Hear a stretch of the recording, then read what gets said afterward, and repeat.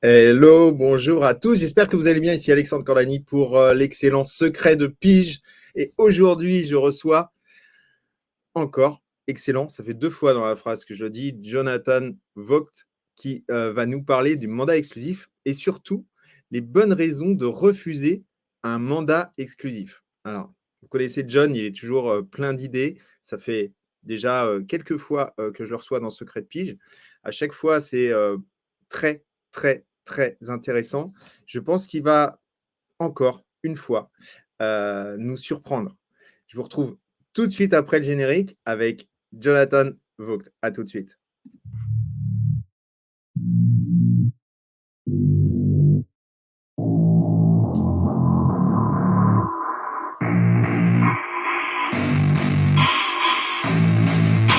I don't hear what I want, I hear what I need. Every single day I'm heading off to my dream, and I get everything that I damn well please. I don't give a damn if you all listen to me, cause I want it. I'm the only one that really want it. I'm the only one that's really on it. I'm just being honest. I'm just doing everything I promise, cause I want it bad enough that I'ma make it as an artist. And I know I'm not the smartest, and I know I'm not the largest, but I promise you that I'ma be the one that worked the hardest, cause I promise you that I'm just getting started. And I promise you. Hello John. Et salut, et comment vas-tu? Super. Et toi? Eh ben ça va, hein, tranquille comme d'hab. Tant que je suis Ça avec va toi, on passe toujours des bons moments, comme on dit. C'est ça, un moment convivial, un moment de partage, un moment de brainstorming.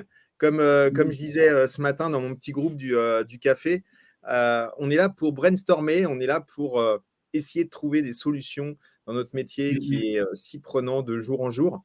Et C'est ça. je te remercie d'être toujours présent dans cette émission et toujours de me donner des petites idées, des petits trucs qui me disent, tiens, ça serait cool, Alex, de parler de ça. Et c'est vrai, quand tu m'as parlé des erreurs pour le mandat exclusif, je me suis dit, ah ouais, ça pourrait être pas mal comme concept. Alors, on a essayé de le faire une fois et malheureusement, tu étais malade, tu étais souffrant ce jour-là. Ah oui, Donc là, ça ah y oui, est, c'est tu es vrai. bien là. Ça y est, tu es bien là et je t'en remercie. Et parce que j'avais reçu des messages sur Facebook de personnes qui disaient, mais alors, qu'est-ce que tu fais et ça? Il n'y avait pas émission aujourd'hui, c'était il y a 2 semaines, je crois.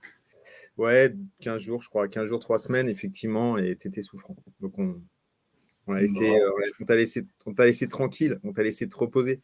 Et le bonjour à tous, en tout cas. Et oui, c'est vrai que c'est un sujet intéressant, le mandat exclusif, parce que je sais pas toi, mais moi j'entends souvent dire ouais, j'ai la philosophie de l'exclusivité, ouais, je rentre que de l'exclu par-ci, exclusivité par-là, tout ça, il y a que ça qui marche, nanana.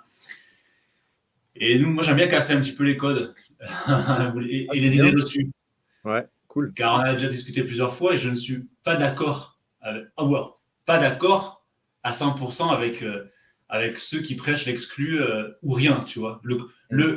L'exclu quoi qu'il en coûte, tu vois ce que je veux dire? Ouais, exactement.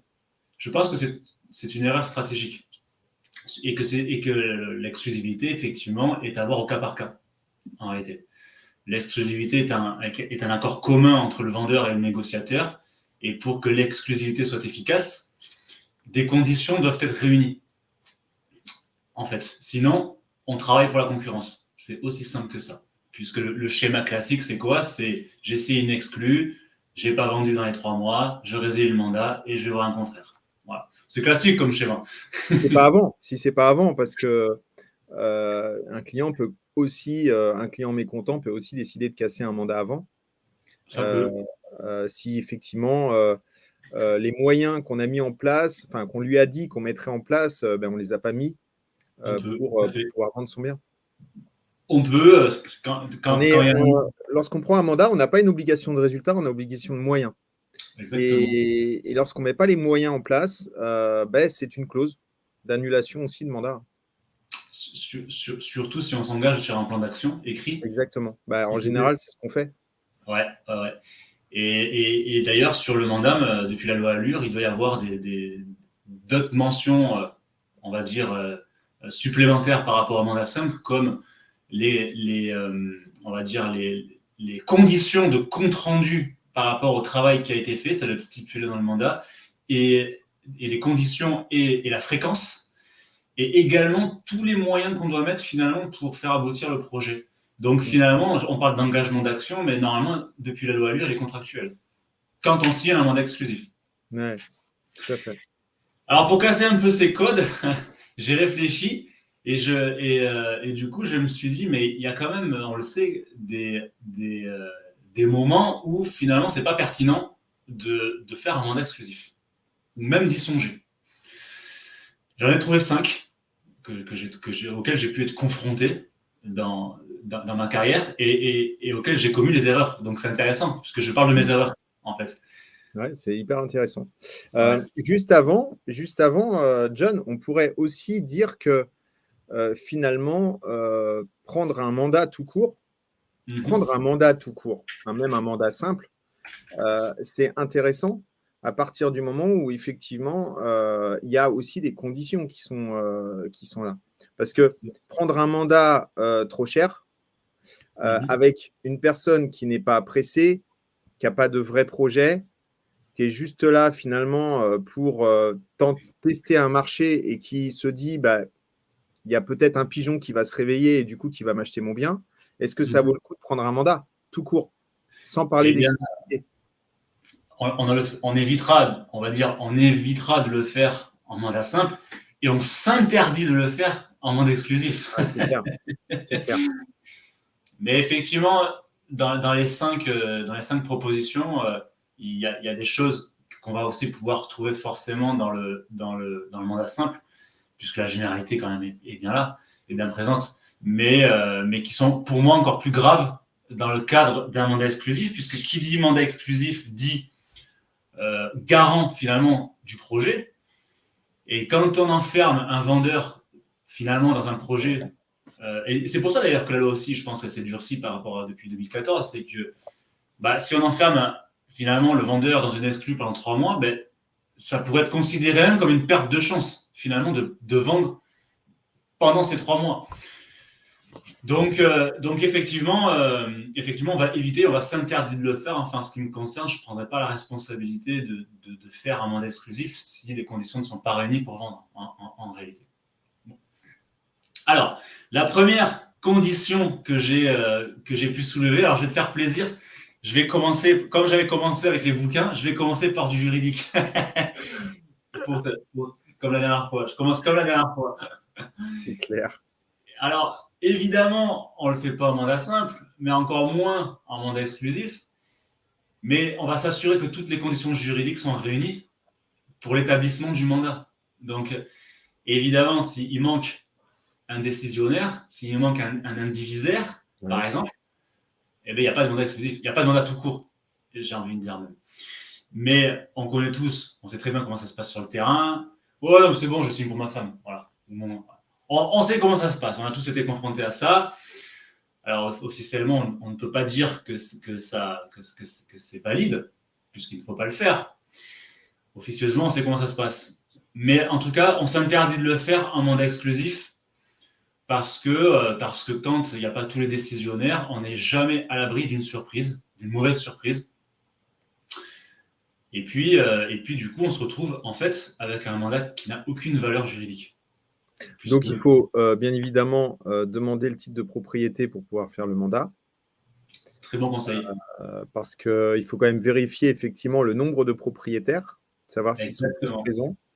Et une chose importante, c'est que s'il n'y a qu'un propriétaire, mais qu'il y a une personne majeure sous le même toit, donc mettons que le monsieur soit propriétaire et qu'il héberge à titre gratuit son ami, elle doit signer également. Ça marche avec les mariés, ouais, ceux qui sont mariés. Même quand ils ne sont pas mariés, je crois, John. C'est l'article 215 du Code civil qui commence par les époux. Et effectivement, c'est quand ils sont mariés, ils doivent, même si la personne n'est pas propriétaire, doit donner son accord pour vendre parce que c'est le domicile de la famille. Ouais, et si c'est le domicile, de la personne, mais qui ne sont pas mariés, ça ne marche pas. Ah ouais? Ouais. C'est-à-dire qu'il peut la mettre du coup dehors, même si elle paye ses impôts et si elle est déclarée dans la maison? Oui.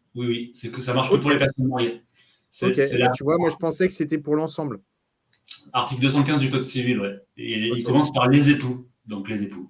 Bon, je vais t'appeler Maître maintenant. Maître John. Je l'avais travaillé cet article parce que effectivement j'ai été confronté à ce cas. Donc et effectivement, c'est les époux. Donc le domicile conjugal en fait protège le conjoint même s'il n'est pas propriétaire. Propriétaire. Que pour la résidence principale. Ça marche Oui, pas pour les biens secondaires, oui, locatifs. bien sûr. Voilà. Ah ouais. Et Donc, donc, effectivement. donc, les concubins, les pacsés, tout ça, il n'y a pas besoin. Ok, bah écoute, merci pour l'info. Bah, de rien.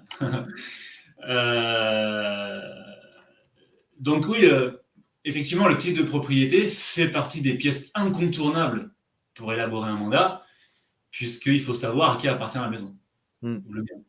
Voilà, parce que on a tous été confrontés à des petits malins. Ouais, je suis seul propriétaire. Oui, mais je vois sur le titre de propriété monsieur et madame. Ben, monsieur, il est où? Bah, il est décédé, d'accord. Moi, je suis le seul propriétaire. Oui, mais vous aviez peut-être des enfants. Oui, on a 2 enfants. Et il a un aussi d'une autre femme. Ah, donc en fait, vous êtes 4. Donc, effectivement, puisque les enfants sont héritiers, réservataires, ils doivent signer le mandat, puisqu'ils ont droit à leur part. Donc, il faut que les conditions juridiques soient réunies pour l'établissement du mandat, et encore plus pour un mandat exclusif. Voilà. Attends, juste une seconde, parce qu'apparemment, il y a une personne qui ne nous entend pas. Est-ce que vous pouvez nous dire s'il y a bien le son qui fonctionne ou alors c'est parce que Carole n'a pas augmenté son volume. Mais a priori, je ne vous entends pas. Donc, si vous pouvez simplement nous dire si tout se passe bien et si vous entendez bien, en commentaire, s'il vous plaît.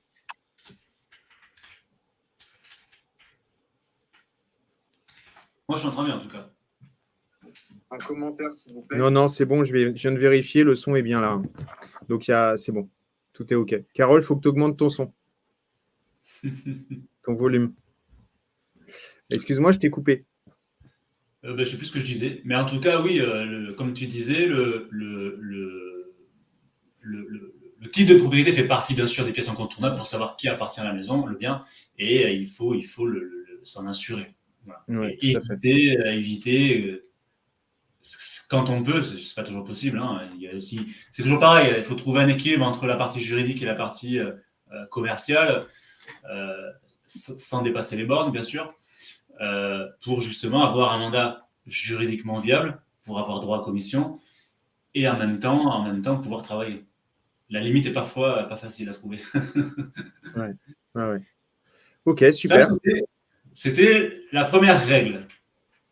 Maintenant, on va partir du droit et on va aller dans le relationnel. Mais effectivement, alors je ne l'ai pas toujours fait au début, bien sûr, comme tout le monde, mais après, je me suis vite rendu compte que une transaction immobilière, ça prenait du temps et qu'on a des métiers d'humain, de relationnel avant tout. Et au bout d'un moment, je me suis interdit, moi-même à la fin, j'étais même à l'extrémiste, on va dire, je m'interdisais même de signer des mandats avec des personnes avec qui le feeling ne passait pas. Mais encore plus pour un mandat exclusif. Moi, je vais avoir tendance à éviter de faire un mandat exclusif avec une personne où je le sais, je le sens, ça commence déjà sur une relation un peu conflictuelle, avec beaucoup d'objections, avec beaucoup de tests. Il y en a qui aiment ça. Bah là, je ne vais pas faire de mandat exclusif parce que je sais qu'il va être lourd pendant des mois. Voilà. Donc, je vais avoir tendance à privilégier un bon relationnel comme toujours, mais moi, c'est clair que si le jour de la signature du mandat du rendez-vous vendeur, la personne, en gros, elle me saoule, pour être caricatural, je ne ferai pas de mandat exclusif. Voire pas de mandat du tout. Mais ça, avec expérience, je ne conseille pas de le faire non plus au début. Hein. Parce qu'une relation immobilière, une relation sur une transaction immobilière, ça peut prendre plusieurs mois, si ce n'est pas années même. Hein. Ça m'est déjà arrivé de faire une vente sur 1 an et demi. Hein. Quand c'est galère, ben voilà. Alors, c'est très rare, mais ça peut arriver. Hein, c'est très rare, mais ça peut arriver. Mais la plupart du temps, on va dire qu'une vente, c'est, allez, on va dire avec les 3 mois max, plus les 3 mois de notaire, pour plus machin, on va dire 7-8 mois. Voilà, on va partir sur une moyenne entre 6 et 8 mois, ce qui est déjà long. Et Et du coup, je vais avoir tendance, voilà, à privilégier vraiment un relationnel de qualité. Et si j'ai un soupçon de relationnel qui ne passera pas, ou une personne qui va me faire perdre du temps, pour moi comme pour la personne, je vais éviter de l'enfermer, entre guillemets, dans une relation qui, je sais, va me fatiguer et ne va pas être saine. Voilà, je vais avoir tendance je vais avoir tendance à fuir un petit peu les relations toxiques. Il y a Emmanuel Mougeot qui dit conflictuel mais au prix où tu vends dans le mois, donc du coup tu as une offre tout de suite. Évidemment, si le bien est, enfin après, je ne sais pas toi, mais si le bien il est au prix, il est rare, que tu as déjà 5 clients sous le coude et que effectivement c'est un peu conflictuel parce que tu n'arrives pas à te connecter avec cette personne, il n'y a pas d'atome crochu, c'est compliqué, tu le sens un peu lourdingue sur beaucoup de choses. Ça vaut peut-être le coup quand même de s'y pencher parce qu'on ne va pas non plus faire de la non-vente. Et si effectivement le bien, il correspond au marché, à tes acquéreurs, ça serait dommage de ne pas l'accepter. Enfin, voilà. Après, tu parles de conflictuel, mais imagine qu'effectivement le bien il soit compliqué à vendre. Tu n'es pas sûr de toi, tu n'as pas forcément les acquéreurs. Ça reste conflictuel avec le client.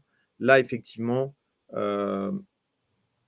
ça reste compliqué, je pense. Ça reste compliqué. Emmanuel, on parle de généralité là. Donc, dans la généralité, je vais avoir tendance à ne pas m'embarquer là-dedans. Effectivement, après, il y a beaucoup de cas particuliers au cas par cas. Je parle d'une relation vraiment, on va dire, qui part pas sur de bonnes bases. Il peut y avoir énormément de raisons. Et après, bien entendu, chaque projet est à étudier au cas par cas, parce que c'est ça aussi qui est riche dans notre métier, c'est qu'il y a tellement de... Comme on gère de l'humain, on gère de l'humain avant tout. Donc, il y a tellement de cas particuliers, mais dans la généralité, j'enfermerai pas une personne dans une exclue où finalement je serai le seul interlocuteur si je sens que la relation ne part pas sur une bonne base ou si la relation n'est pas saine. Ça, c'est sûr. Oui, ça peut être par exemple une personne qui refuse, par exemple, de donner des documents. Par exemple, une personne qui refuse un diagnostic. Ça nous arrive. C'est un excellent exemple. Une personne qui te dit ah non, mais de toute façon, moi je ne ferai pas les diagnostics tant que je n'aurai pas de clients. Ouais. Bah oui, mais là, comment je fais en fait du coup, moi j'ai besoin de certains diagnostics et de toute façon, j'aurai besoin des diagnostics pour confirmer la proposition, au moins pour avoir une proposition. Et donc, à un moment donné, il nous faut quand même quelque chose. Moi, souvent, par rapport à ça, la personne, quand elle me dit non, mais je ne vous fais pas les diagnostics, on va attendre d'avoir un client, je lui dis imaginez que demain, vous souhaitiez acheter une voiture d'occasion. Oui, j'imagine très bien. OK. Et qu'au moment où vous voyez la voiture d'occasion, la personne vous dit bah, écoutez, la voiture, elle est nickel. Elle roule bien. J'ai toujours fait les révisions, tout se passe bien, etc. Vous demandez le contrôle technique, la personne vous le dit non, je ne l'ai pas fait, mais je vais vous le donner le jour où on se met d'accord. OK. Bon. La voiture, elle vaut 12 000 €. Vous faites une offre à 11 000. Elle est acceptée. On se tape dans la main et on se dit bon, bah, OK, on se retrouve dans 2 jours avec le contrôle technique. Le contrôle technique arrive. D'accord ? Donc, contrôle technique, on va dire, c'est un peu comme le diagnostic. Le contrôle technique arrive et là, on se rend compte que la voiture pollue, qu'il faut faire les freins et que la direction, elle ne va pas bien. Est-ce que vous êtes toujours d'accord pour acheter cette voiture ? Bah, non, évidemment. En tout cas, pas à ce prix-là. Eh bien, écoutez, c'est exactement la même chose avec votre appartement. Demain, si jamais je vous trouve un acquéreur et qu'au final, on se retrouve avec un appartement où il y a de l'amiante, un DPE avec une lettre qui est compliquée et en plus de ça, par exemple, avec 3 mètres carrés en moins, eh ben, le client, il ne sera pas d'accord pour acheter votre appartement et du coup, j'aurais travaillé pour rien et en plus de ça, mon travail n'aura pas été vraiment valorisé. Vous êtes d'accord ? C'est un excellent exemple. Voilà. Alors, et donc, du coup, en général, les gens, ça les fait changer parce qu'ils se disent ah oui, effectivement, tu vois, souvent, il faut prendre des exemples du cru. c'est ça. Là, on parle de généralité parce que. Mais je rebondis sur ce que tu disais. Il y a l'objection tout à fait classique de j'attends l'acheteur pour faire les diagnostics. Ça, c'est une objection tout à fait classique qu'on peut traiter facilement. Par contre, l'objection, qui finalement n'est pas vraiment une objection, de dire ok, alors encore une fois, je crois qu'on a fait des coachings sur le rendez-vous vendeur, sur justement comment aborder la partie juridique, parce que quand on demande un titre de propriété, on rentre dans l'intimité des gens. Donc on ne le fait pas au bout de 5 minutes de rendez-vous, bien entendu. Il y a des étapes à respecter. Par contre, effectivement, pour rebondir sur ce que tu disais, parce que tu as besoin de ces informations. Sans ces informations, tu ne pourras pas travailler. C'est pas vrai. Donc, parce que le titre de propriété, il y a tout dedans. Du coup, si la personne te dit ah bah, je préfère pas vous montrer mon titre de propriété, donc là, tu n'es pas dans l'acheteur, là, tu es dans je ne veux pas vous montrer mon titre de propriété. Attention, là, je commence à me méfier. Déjà, je commence à me méfier. Moi, je me rappelle une fois sur une maison à Montendre, là, que j'avais sollicité, suite à une pige. La personne, le rendez-vous, il avait duré 1 heure pour rien. La personne, elle, bah voilà, je demande comme d'habitude un petit peu tous les documents. Est-ce que vous avez le titre de propriété, s'il vous plaît? En plus, ça commençait plutôt bien. Et la personne, elle reste de marre, me fait vous ne l'aurez pas. Ah ouais. Ah oui? Et pourquoi? Vous ne l'aurez pas, j'ai pas confiance en vous. Il continue comme ça, le gars. Au bout d'1 heure de... Alors, c'est un cas extrême, mais ça m'est arrivé. Je suis d'accord. Et qu'est-ce que... Alors, je commence à transpirer un petit peu. En plus, j'avais pas 5 ou 6 ans ou 7 ans d'expérience. C'était ma première année à l'époque. Je commence un peu à me sentir petit. Qu'est-ce qu'il m'a fait là? Vous ne l'aurez pas, j'ai pas confiance en vous, tout ça. Et en fait, c'est une histoire de confiance. Il a jamais voulu me montrer son titre de propriété. J'ai refusé de faire le mandat. Oui, de toute façon, là, tu n'aurais même pas eu de mandat simple. J'ai même pas fait de mandat simple. Voilà. Parce qu'après, à partir de ce moment-là, la relation avait changé. En fait. Bien sûr. Je n'ai pas compris ce qui s'était passé.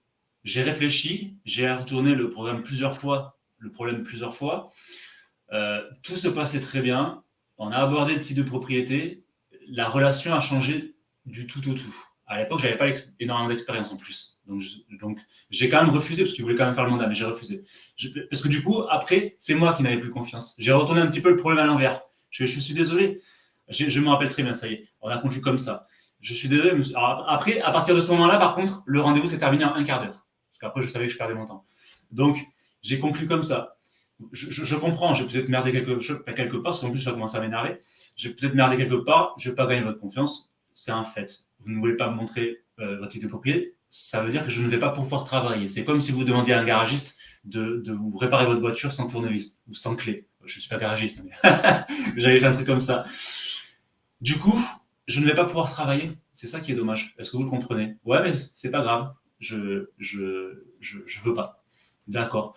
Du coup, peut-être. Et puis là, je montais d'un cran. J'avais même pas envie de traiter l'objection parce que je l'avais reçu un petit peu de manière personnelle. J'avais montré d'un cran, j'avais fait, mais monsieur le vendeur, vous avez quelque chose à cacher peut-être? Vous m'avez peut-être pas tout dit. Il y a quelque chose que je dois pas savoir.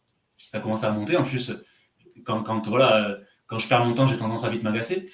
Et du coup, non, mais ce que j'ai pas envie, c'est personnel, mais je peux pas travailler. Ouais, je comprends, mais bon, je suis désolé. C'est moi qui n'ai plus confiance et je me suis cassé. C'est un exemple.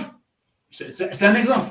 Peut-être que j'aurais pu encore me battre, mais là, je le sentais pas. Donc, il faut se fier à son instinct, en fait. Oui, tu aurais pu creuser, savoir où était finalement la confiance, pourquoi il n'avait pas confiance en toi, qu'est-ce qu'il avait fait, qu'est-ce qui s'était passé pour qu'il n'ait pas confiance en toi, qu'est-ce que tu aurais pu faire justement pour gagner cette confiance, mais tu le souhaitais pas.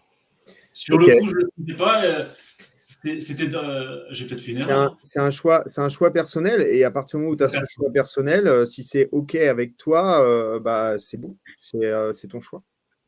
Exactement. Après, on aurait pu se battre un peu plus, mais quand ça commence comme ça, tu sais, je le sentais pas. Du coup, j'ai mis un terme. C'est un exemple concret. Du coup, le troisième. Donc ça, c'était le deuxième. Hein. Ça, c'est le deuxième. Maintenant, il y a le troisième. On va parler de l'aspect financier maintenant. Eh bien, là aussi, on pourrait en discuter pendant des heures. Mais la règle générale, c'est un bien qui n'est pas au prix, on ne fait jamais un mandat exclusif. Parce que là, c'est clair qu'on travaille pour la concurrence. Alors là, c'est pareil. On va pouvoir débattre sur qu'est-ce qu'un bien au prix ou pas, surtout en ce moment où le marché est plutôt tendu un peu partout.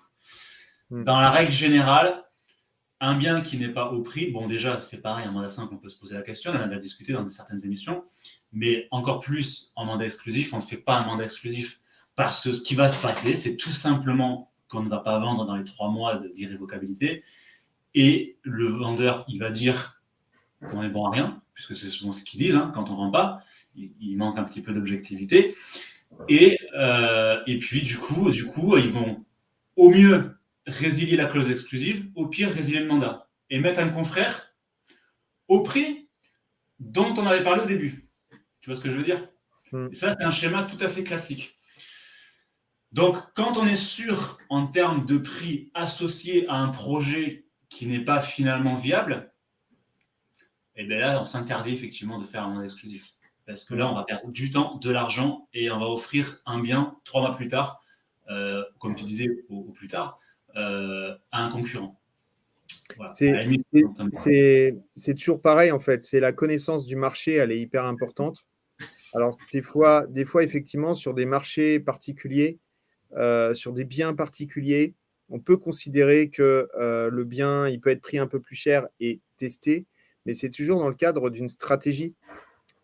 Mettre en place une stratégie de communication, je comprends bien, monsieur le vendeur, que vous n'êtes pas aujourd'hui totalement d'accord avec l'estimation que je vous en ai faite. Vous souhaitez tester votre bien à ce prix-là, et c'est tout à fait normal. Ce que je vous propose, c'est de tester pendant l'espace de 15 jours, 3 semaines à votre prix. Et ensuite, derrière, on reviendra à ce moment-là au prix de l'estimation. Est-ce que vous êtes d'accord avec ça ? Et à ce moment-là, on met en place une stratégie, une temporalité qui fera que le client pourra, à un moment donné, se dire « Ok, vous êtes d'accord, on teste à mon prix ?» Oui, parce qu'encore une fois, il pourrait mal le prendre, tu ne prends pas le mandat, et puis finalement, 3 semaines après, le bien il peut être vendu parce que finalement, il revient un peu sur sa décision. Et à ce moment-là, tu vends le bien. Si tu le refuses totalement, bah, tu refuses totalement le bien. Voilà. Et là, encore une fois, ça demande une connaissance du marché. Donc, pourquoi pas tenter avec un mandat simple, mais en aucun cas avec un mandat exclusif, ça c'est sûr. Parce que dans tous les cas, on a 95% de chances que ça ne fonctionne pas. Bon, certes, en ce moment, il se passe des choses un peu bizarres, un peu partout en France, hein, quand on voit un peu ce qui part. Donc, en ce moment, c'est un peu particulier. Bien que on commence quand même depuis, et je l'ai vu encore tout à l'heure, on commence vraiment à voir sur certains secteurs des baisses de prix. Je n'avais pas vu de baisse de prix pendant au moins 1 an. Et là, je commence à... Pareil, dans la globalité. Là, je commence à en voir. Donc, on voit bien qu'il se passe quelque chose là. On voit bien il y a un retournement de marché là. Hein. Les acquéreurs deviennent moins nombreux. On le sent bien. Et effectivement, il y a de plus en plus de biens. Et de toute façon, ça s'explique par les taux.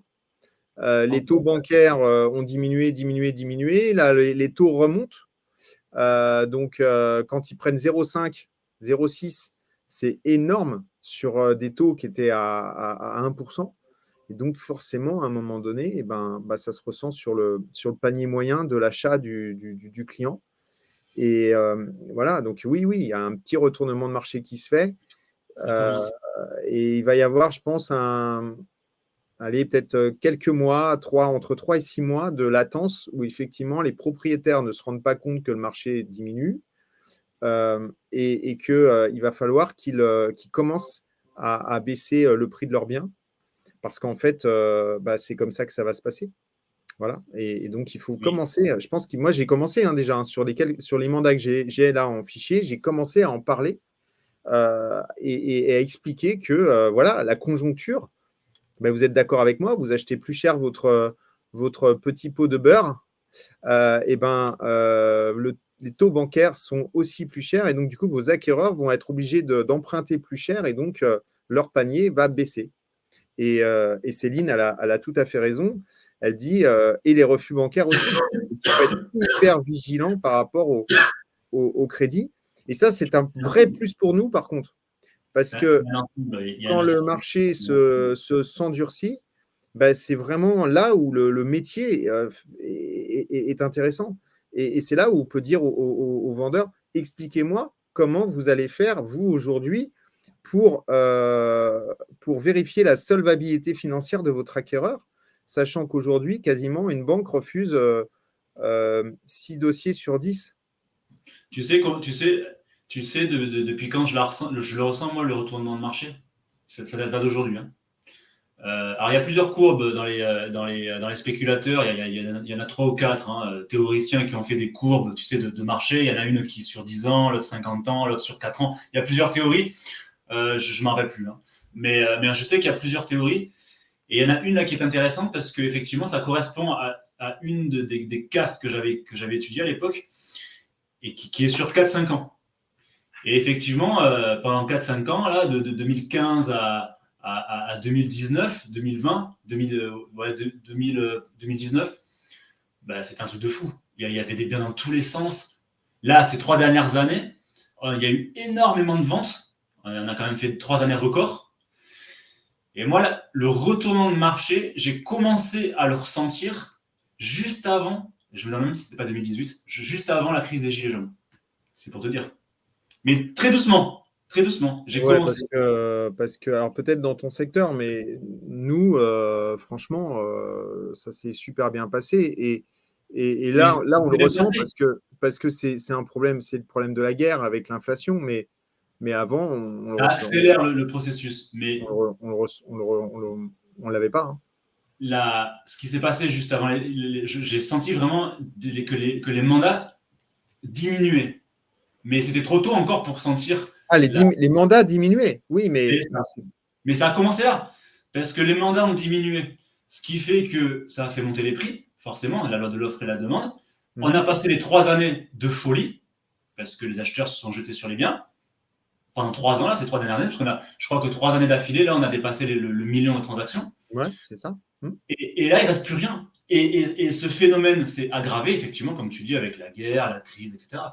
Donc c'est pour ça que cette année est charnière. Cette année, c'est vraiment une année charnière. C'est une année où il faut faire attention. C'est une année où il faut se former. C'est une année où il faut être encore plus sur le terrain et répondre aux vendeurs et ne pas avoir peur de leur dire « mais attention, le marché va mal ». Et à partir du moment où on commence à le signaler, parce que c'est ceux qui ne le signalent pas qui ont des soucis. À partir du moment où on le signale, il faut que ça arrive dans le cerveau de la personne et qu'elle se rende compte que le marché va mal et qu'ils ont besoin d'un vrai professionnel pour les accompagner. Et comme dit Céline, effectivement, après, c'est tellement complexe, il y a énormément de facteurs, mais effectivement, les refus bancaires, c'est directement lié à la crise qui se passe en ce moment. Hein.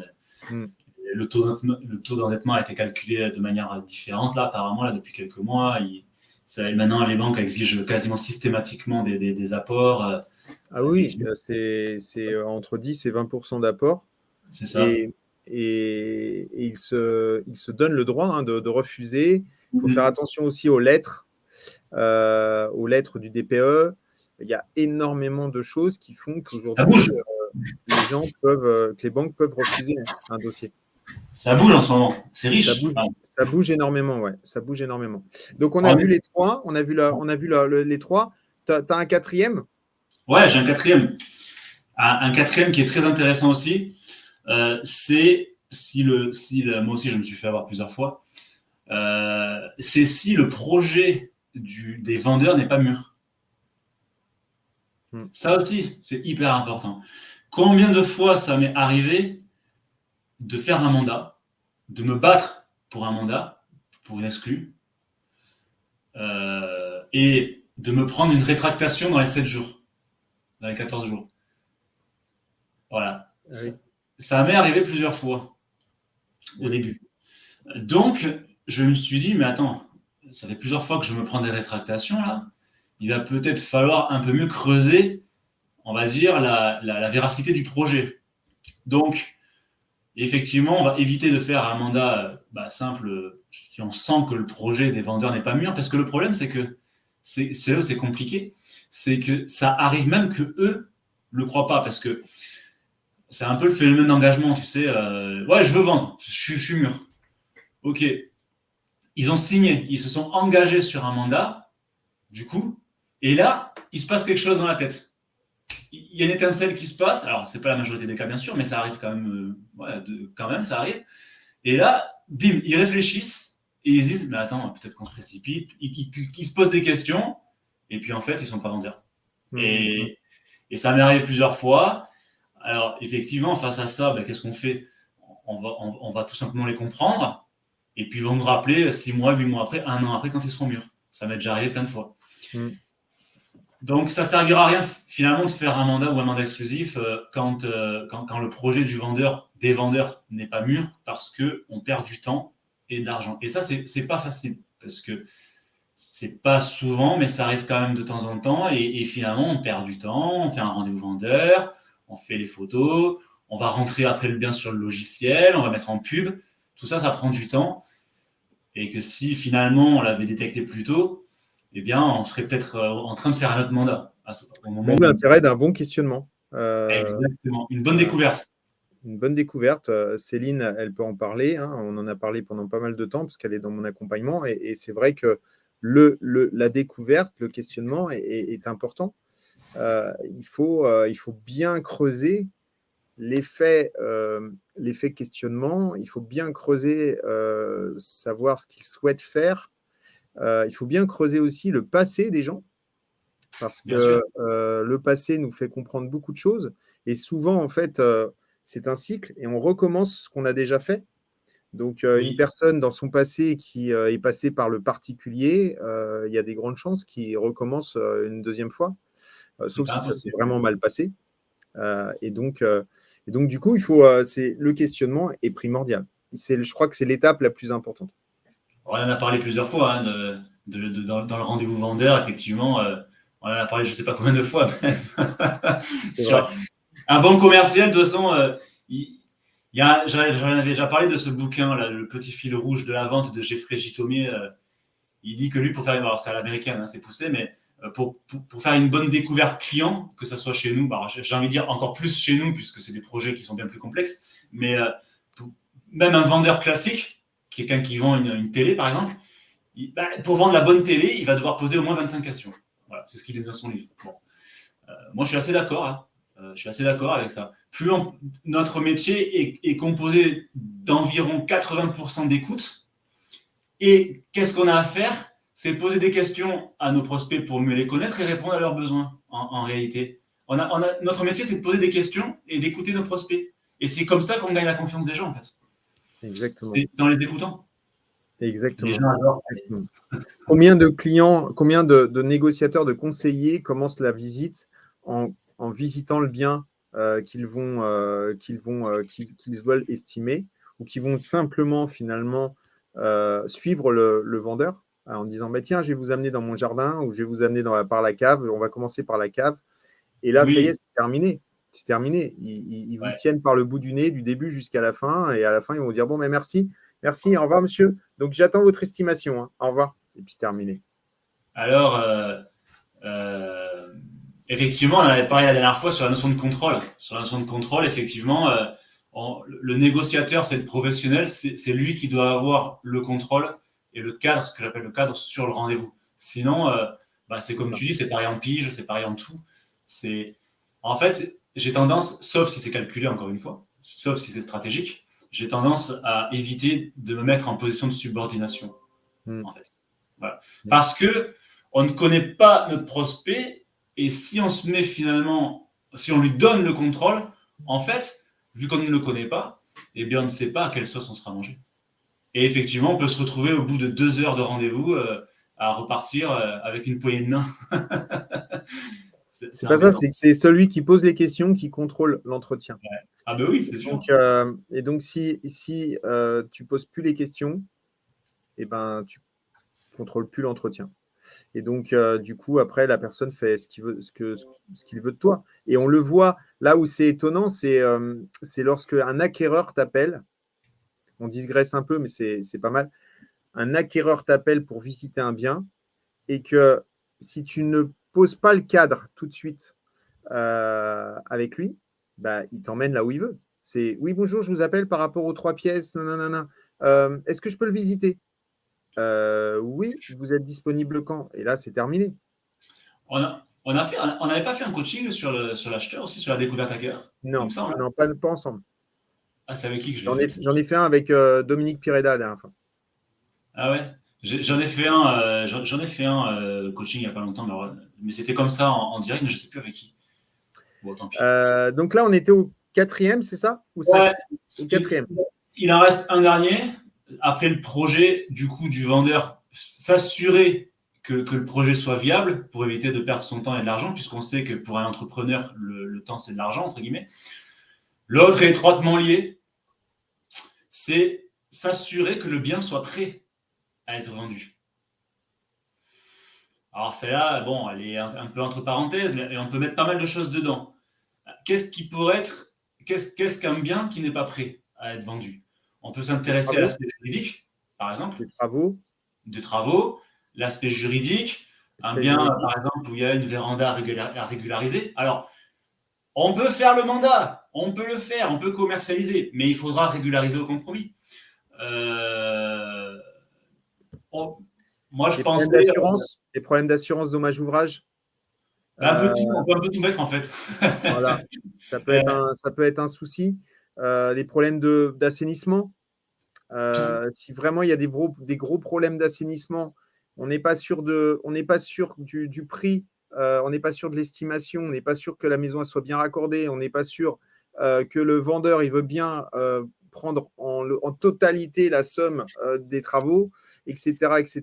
On ne sait pas s'il faut faire les travaux avant ou après. Enfin, il y a tellement de paramètres qui font que ça devient compliqué. Et à un moment donné, il faut mieux dire stop, parce que ça sera du travail, ça va être une galère. C'est ça. Donc en fait, bon, celui-là, il y est, mais il est à prendre avec des pincettes. Évidemment, on ne va pas s'interdire de faire un mandat si effectivement il y a quelques trucs à régulariser, parce que Dieu merci, dans notre métier, tout est lent. C'est vrai en plus, tout est lent. Donc, il y a des cas où on peut régulariser pendant le moment. Mais attention, n'oublions pas que nous avons des métiers extrêmement variés et chronophages et qu'on ne travaille pas pour un vendeur, mais j'espère plusieurs. Du coup, si on commence à devoir régulariser un truc ici, puis un autre là-bas, puis là-bas la véranda, tiens, on peut vite se laisser déborder en fait. Et on ne travaille pas pour un vendeur. Hein. On ne travaille pas pour un vendeur. On accompagne le vendeur. Oui. Il faut faire attention à ça aussi, parce que si tu travailles pour un vendeur, à ce moment-là, tu deviens vraiment son homme à tout faire. Il faut faire attention. Voilà. Il faut savoir où on met la limite, en fait. Tu accompagnes le vendeur. Exactement. Du coup, il y a un autre truc aussi, je pensais à ça, mais c'est combien de fois aussi ça nous est arrivé d'arriver et que en fait le bien est totalement invendable pour des raisons de salubrité, de photos, des conditions mais vraiment horribles dans lesquelles les gens et le bien se trouvent en fait. C'est triste, hein, mais alors moi je suis en réalité, donc j'ai pu être confronté à ça assez souvent. En ville, je pense que c'est plus rare. Mais évidemment, quand je vois les photos de certains confrères ou des particuliers, surtout qui publient des biens, mais dans des états où on ne peut pas faire un pas devant l'autre sans se cogner, où vraiment on est dans un état de saleté assez déconcertante, bah, autant te dire que je ne ferai pas de mandat exclusif, ça c'est sûr. On va d'abord tout mettre à plat, tout nettoyer, et après on va travailler. Tu vois ce que je veux dire? Non, mais je suis d'accord avec toi. C'est clair. Donc là, ça fait même 6 5, 6 Non, ça fait 5.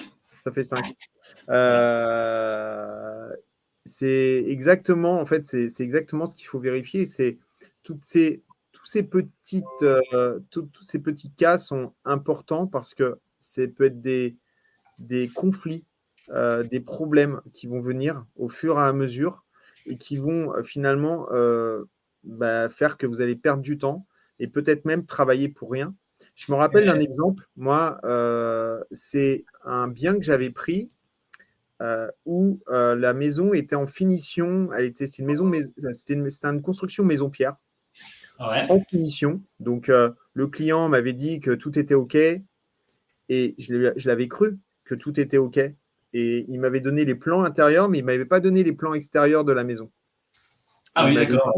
il m'avait dit qu'il attendait, il attendait de finir la terrasse pour pouvoir, pour pouvoir demander l'achèvement des travaux. Et donc, je commence à faire visiter le bien, etc. Et je trouve un acquéreur, on se met d'accord. Et chez le notaire, au compromis, le notaire me dit, il y a un petit problème, on n'a toujours pas l'achèvement des travaux. Et je lui dis, oui, mais on va l'avoir là, vous le mettez en condition, ça va bien se passer.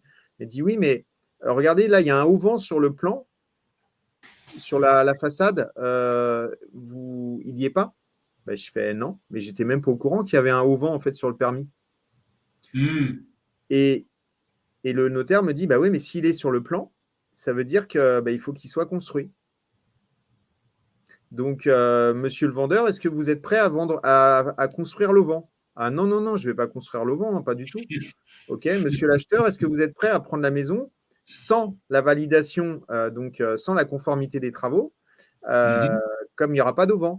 Ben non. Et ben tout le monde est parti et on n'a pas fait la vente. On n'a Ah pas ouais. signé le compromis. Donc, il faut faire attention à tout. Et des fois, en fait, c'est vrai qu'on a l'air de toujours en fait, être des chieurs parce qu'on demande beaucoup, beaucoup, beaucoup d'informations. Mais croyez-moi, si nous, on est des chieurs, les notaires sont chieurs x 10. Et eux, par contre, ils feront l'impasse sur rien du tout. Et au final, en fait, votre bien, il ne se vendra pas. Donc, enfin, vous travaillerez pour rien. Donc, il est important de demander toutes les informations de manière à ce que derrière, en fait, tout soit validé. Et là, par exemple, j'avais omis, enfin, je ne lui avais pas demandé les façades extérieures. Et sur le plan, en fait, de la construction, c'était juste le plan de la maison, tout allait bien. Mais il n'y avait pas le auvent qui était dessiné au final sur la façade de la maison, sur le plan de permis. Et là, terminé. Alors, je vais rebondir parce que ça me fait penser aussi à une baraque que j'avais vendue pour des histoires de façade. Il faut pas. Bon, là, on dépasse le cadre, mais c'est pas grave. C'est intéressant parce que tout est lié de toute façon. Donc, il faut pas hésiter. Alors, c'est surtout en ruralité, encore une fois, pour ceux qui sont en campagne. Mais on est souvent confronté à des vendeurs qui ont fait des extensions, qui ont mis un cabanon et qui n'ont fait aucune déclaration préalable ou de permis de construire. Ils vont vous dire, ouais, mais c'est bon, je connais le maire. Je connais le maire, c'est bon, c'est bon. Non, non. Alors, on a un devoir de conseil et comme tu disais tout à l'heure, une obligation de moyens. Notre rôle est d'accompagner le vendeur, de lui dire ce qu'il faut faire et de ne pas le faire, parce que sinon, encore une fois, on ne s'en sortira pas. Et faites régulariser toujours, toujours, toujours, parce qu'il connaît le maire. Donc, ok, vous faites la vente comme ça. Elle est un garage de 15 mètres carrés qui n'a pas été régularisé. Bon, fondamentalement, dans la grande majorité des cas, il ne se passera pas grand-chose.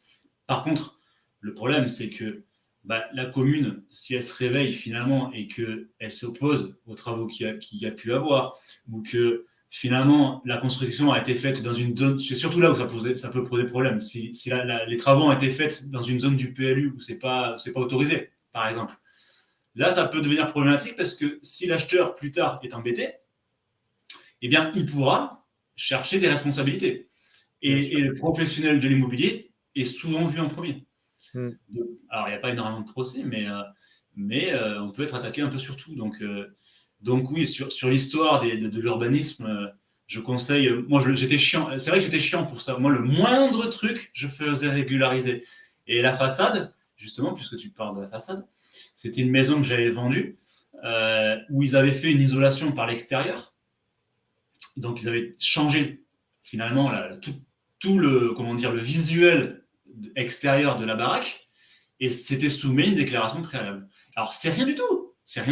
Mais le bien n'était pas conforme avec l'urbanisme. Ça a saoulé les vendeurs, mais on l'a fait. Et on a vendu dans de bonnes conditions. Parce que finalement, j'ai pas envie d'avoir un coup de fil 6 mois plus tard des acheteurs parce qu'ils ont pris un courrier de la mairie ou je sais pas quoi. Voilà. Je préfère dormir sur mes deux oreilles. C'est clair, c'est clair. Voilà. Ben, Donc, merci beaucoup, c'était cool. C'était cool. On a eu pas mal d'informations, encore une fois, John, sur l'envie, sur les erreurs, en fait, les raisons qui permettent de refuser un mandat exclusif. Non pas les erreurs, mais les raisons qui permettent de refuser un mandat exclusif. Et en fait, on peut refuser un mandat exclusif, mais on peut aussi refuser un mandat simple. Et là où on peut vraiment revenir là-dessus aussi, parce que moi, je conseille vraiment, il y a beaucoup aujourd'hui de formateurs et de spécialistes en immobilier qui vous disent ne prenez que de l'exclusivité. C'est vrai que c'est mieux de prendre de l'exclusivité et que à choisir entre un mandat simple et un mandat exclusif, il faut mieux prendre un mandat exclusif. Il faut tout faire pour prendre un mandat exclusif. Mais un mandat simple, ça peut aussi être une porte d'entrée au mandat exclusif. Ça peut aussi vous permettre de faire des ventes que vous n'auriez pas fait, que vous n'auriez pas faites si jamais vous n'aviez pas pris le mandat. Et donc derrière, ça vous permet aussi de pouvoir commencer à vivre de ce métier parce qu'il y a beaucoup de gens qui nous regardent, qui démarrent dans ce métier. Et si vous prenez cet exemple de dire je ne prends que du mandat exclusif, eh ben vous risquez en fait de vous casser le nez parce que vous n'êtes pas le seul sur le marché. Parce que prendre un mandat exclusif, ce n'est pas simple. Et surtout quand on manque d'expérience. Donc, le conseil, moi, que je vraiment peux donner, c'est faites votre expérience le plus possible avant de vous dire je ne prends que du mandat exclusif. Alors ça, j'aurais pu effectivement le mettre dans un chapitre entier, effectivement, pour les débutants surtout. Ouais. Ouais, effectivement, alors moi j'ai pu travailler à l'époque avec des réseaux qui prônaient l'exclu, quoi qu'il en coûte. Et effectivement, moi je ne suis pas du tout d'accord avec ça, parce que quand on démarre, on n'y connaît rien. On est tous passés par là, moi y compris. Hein. Nous y compris, quand on a démarré, on n'y connaissait rien. Du coup, si on se grille sur un bien, sur un mandat exclusif, alors qu'on aurait pu le rentrer en mandat simple, c'est un petit peu dommage, quoi. Donc ça, encore une fois, c'est à voir au cas par cas. La question à se poser, c'est est-ce qu'il mieux vaut avoir un mandat exclusif de mauvaise qualité ou un mandat simple de bonne qualité, entre guillemets. Voilà. Bon, moi, je choisis le mandat simple de bonne qualité. Alors, il y aura de la concurrence, certainement. Si on n'a pas une exclu morale, à la limite. Oui, mais la concurrence, c'est ça. Mais la concurrence, c'est ça et qu'il va falloir. Alors, c'est moins confortable, je suis d'accord, mais je préfère avoir 15 mandats simples de vendables, on va dire, plutôt que 50 exclus où les vendeurs sont insupportables, où c'est trop cher, où le bien il est invendable, parce que dans tous les cas, on ne vendra pas, ou dans de mauvaises conditions. Normalement, les conditions du mandat exclusif, c'est quand même un bien au prix, dans des bonnes conditions et qui correspondent en fait à ton marché. Donc logiquement, si tu n'as pas ces conditions-là, tu ne prends pas de mandat exclusif. Mais effectivement, le truc, c'est à force de vouloir prendre que du mandat exclusif, tu finis par prendre même du mandat exclusif qui ne correspond pas à ton marché. Et donc, la question, c'est de savoir ce bien-là, est-ce que je préfère le prendre en mandat simple ou en mandat exclusif? Et à ce moment-là, si effectivement il vaut le coup en mandat simple, parce que on a étudié la concurrence, il y a une ou deux personnes que je connais et qui sont actives sur le marché, qui sont bien et mais qui restent honnêtes et qui travaillent bien. Et dans ce cas-là, ça sera une concurrence saine. Maintenant, si effectivement vous êtes 12 agences immobilières ou conseillers immobiliers avec des gens qui ont des prix à n'importe comment et qui font n'importe quoi, plus le PAP ou le Bon Coin, laissez tomber. Le mandat simple, il ne servira à rien. Mais à partir du moment où effectivement vous considérez que le mandat simple est bon à prendre, on pourrait faire une vidéo là-dessus. Hein. Mandat simple, mandat exclusif, quel est le choix entre le mandat simple et le mandat exclusif? Tu vois, il y a plein de choses à faire. Et là, à ce moment-là, ça devient ça. Je ne sais pas si Emmanuel est toujours avec nous, mais la dernière fois, j'étais en concurrence avec Emmanuel Mougeot, on avait pris le même bien, on était deux, et on n'était que nous deux. Et en fait, il y a un de nous deux qui a vendu, et ça s'est super bien passé, parce qu'en fait, on s'est bien, voilà, parce qu'on est des gens honnêtes, parce que c'est une concurrence saine, et donc à ce moment-là, voilà, il y en a un qui a eu une offre avant l'autre, il a vendu, et ça s'est très très bien passé. Et en fait, l'idée, elle est là, en fait, tout simplement. Bah oui, moi aussi, j'ai des potes dans l'immobilier, on s'est retrouvés voilà, en concurrence sur des biens, mais tant que la concurrence est saine et qu'on se respecte et qu'on se fait pas des coups de Trafalgar, entre guillemets, normalement, ça passe. Exactement. Ben, Ça merci prend le beaucoup. matin, ça passe. Merci beaucoup, John. Eh ben avec plaisir. Hein. Et puis. Tu avais autre chose à rajouter avant qu'on raccroche? Eh bien non. Bah, surtout faites-vous plaisir avec ce beau métier et maintenant il faut rentrer d'exclus à fond. Exactement. Mandat simple, mandat exclusif, à vous de choisir.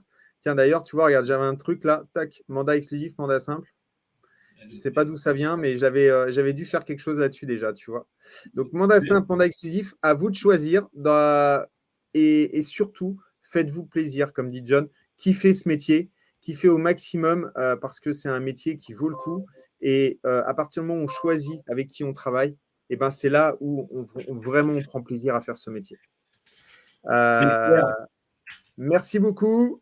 Je te souhaite une excellente journée. Je vous souhaite à tous une excellente journée. Et on se retrouve mercredi prochain pour Secret de Pige. À bientôt. Merci Alex. À bientôt. Salut John. Ciao, ciao.